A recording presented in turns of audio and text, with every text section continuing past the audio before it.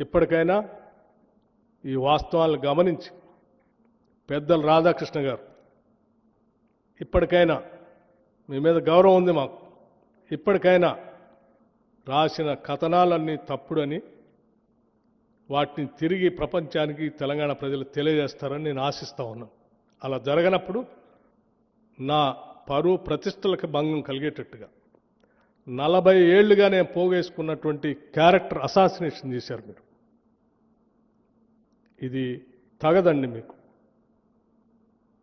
ఇది తగదు. నా ప్రయాణం చాలా సుదీర్ఘమైనటువంటి ప్రయాణం ఇక్కడ రావటానికి. ఒక్క రోజులో వచ్చిన ప్రయాణం కాదు నాది.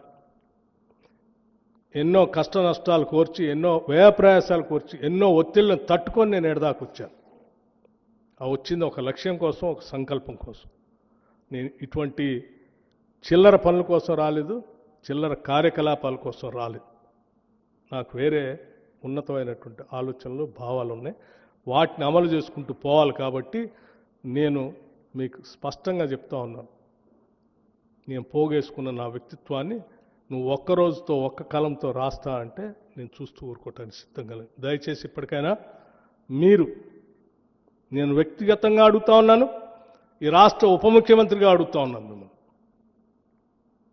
రాసిన దాన్ని పొరపాటని మీరు తిరిగి వాస్తవాలన్నీ ప్రచురిస్తారని ఆశిస్తా ఉన్నాను.